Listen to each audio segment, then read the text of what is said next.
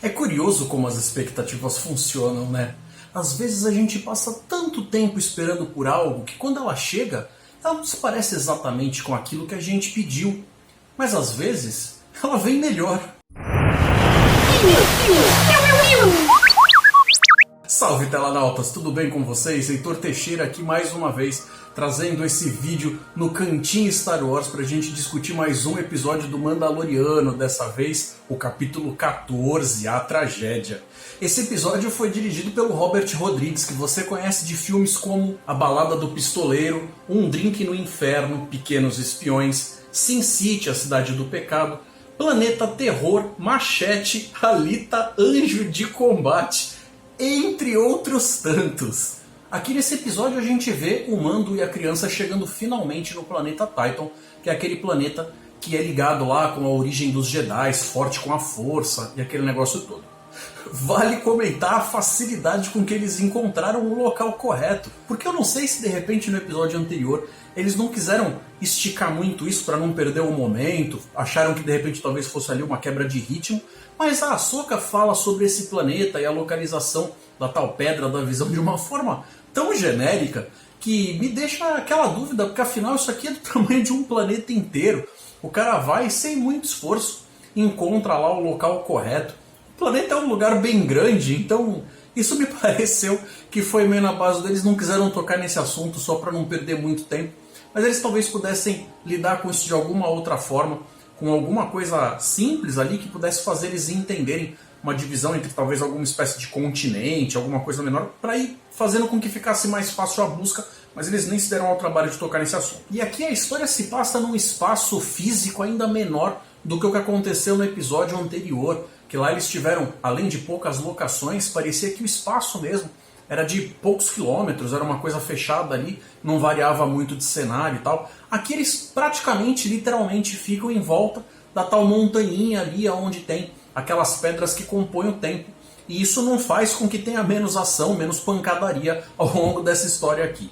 E como o próprio título do episódio sugere, alguma coisa acontece até o fim da história que vai moldar os eventos que vêm a seguir. Que inclusive só tem mais 2 episódios antes do fim da temporada. Então sobra um de preparação e um para a conclusão da história. Então esse capítulo 14 teve muita coisa interessante acontecendo, algumas participações que fizeram com que ele desse uma brilhada extra aí, plantaram algumas coisas que vão ser importantes, mas ele de fato não foi aí o episódio mais brilhante da temporada. É claro que aí depende de cada um, né? Povo lindo que acompanha este belo canal, a partir de agora eu vou pular para os spoilers mais pesados.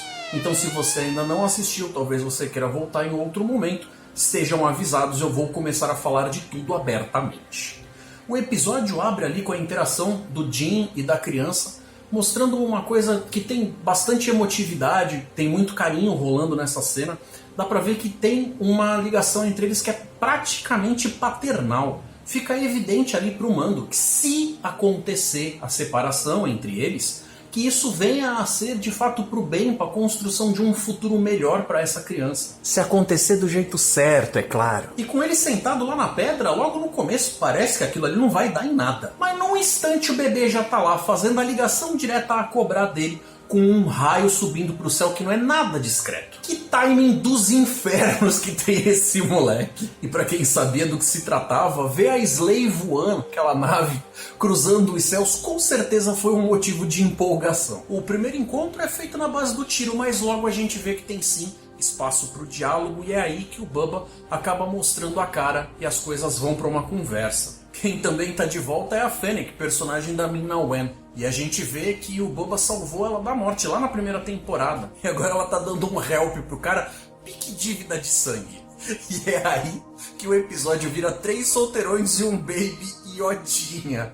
A criaturinha continua lá na pedra, entretidona, naquela meditação dela, mandando a ver com esse negócio de DDI Jedi, enquanto os adultos mandam ver nos convidados. mas adultos bem entre aspas mesmo, porque o bebê Yoda, que na verdade agora a gente sabe que o nome dele é Grogu, ele provavelmente é mais velho do que qualquer um desses personagens que estão aparecendo aí. Sim, amiguinhos, coisas da ficção. E se havia alguma dúvida de se o Jango e consequentemente o Boba eram de fato Mandalorianos, aqui a gente tem uma resposta para isso. O Boba aqui apresentado é um personagem que mostra aí um homem maduro, experimentado, que deixou qualquer impulsividade de lado, inclusive demonstrando um código de honra. E caso a gente venha a ter uma série ou minissérie centrada nesse personagem, eu acredito que ela pode se passar em momentos antes desse aqui. Quem sabe a gente não vê ele saindo lá da pança do bichão.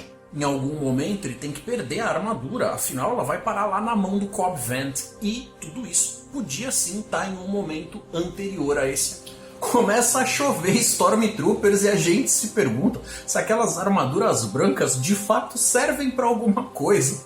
Porque, meus amigos, voa a pecinha para todo lado a cada pancada bem dada pelo Boba e os seus amiguinhos. Os caras vieram com um time grande. E eles até que dão bastante trabalho e vão fazendo a tensão aumentar. O Mando tá obviamente preocupado com o Grogu.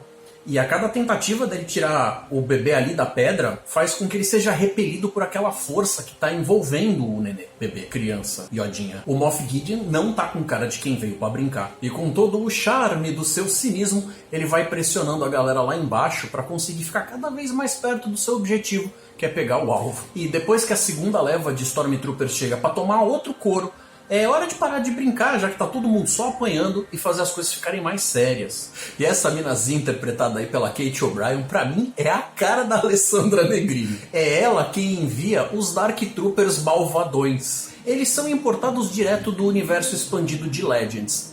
E galera, eu vou falar um negócio pra vocês. Fica meio evidente que eles não são apenas droids de combate comuns, porque a gente já viu desses em outro momento. Esses aqui são muito mais sinistros, com certeza, tô falando pra vocês, tem algo a mais em relação a eles, pode acreditar. O que eu comecei a dizer lá no começo desse vídeo tem a ver com a participação do Boba Fett aqui nesse episódio. O primeiro vídeo que eu fiz para essa playlist aqui do Cantinho Star Wars, eu falo a respeito de se ele de fato parecia ou não uma fraude, pelo lance de que ele tinha um visual invocado, que todo mundo acabou gostando dele, mais pela promessa dele ser tão cabuloso assim do que pelas coisas que ele entregava. Porque se você for reparar realmente nas coisas canônicas de tela, sem contar com as aparições em gibis ou em livros, a gente tinha ali uma impressão dele que era muito mais baseada no nosso achismo de caramba, esse cara tem uma armadura invocada, ele deve ser muito irado e tal, mas a gente não via ele fazendo nada que fosse tão grandioso assim. E aqui parece que eles finalmente estão entregando essa substância. O lance é que agora o personagem parece que não combina mais com a aparência que ele tinha lá naquela época. O Temuera Morrison tá agora com 59 anos, ainda que ele esteja interpretando um personagem mais novo. Ainda que em teoria o Boba Fett não fosse um dos Clone Troopers que foram alterados para ter um crescimento e envelhecimento acelerado. Então ele tá com essa cara que ele aparece aí, deve ter alguma coisa a ver ou com o suco gástrico do Sarlacc, ou má alimentação, ou os dois sóis de Tatooine, porque eu vou falar pra vocês, o cara tá prejudicadinho, hein? Ele demonstra ser um tremendo badass, não me entenda mal, mas quando ele coloca de volta a armadura, fica uma coisa meio esquisita. Ou seja, a armadura que fez a gente achar que ele era fodão lá atrás, ela talvez agora não seja mais necessária para que ele seja o tal fodão que a gente achou que ele fosse. Na verdade, talvez ela até atrapalhe nesse quesito. Vocês não concordam comigo que ele mandou muito melhor aqui nesse episódio do que nas aparições que ele teve lá na trilogia original? Dá pra entender o porquê que o Han Solo fez aquela tremenda cara de caramba, o temido Boba Fett tá atrás de mim. Dá pra entender o porquê que o Vader considera ele como sendo um recurso valioso ali pra poder tomar conta das suas ações e tal. E lembrando que quando eu tô falando isso é só das aparições que ele teve em tela, beleza? É evidente que ele sabe usar os recursos da armadura, mas ficou uma parada meio de um gordinho usando uma blusa baby look. Tô exagerando?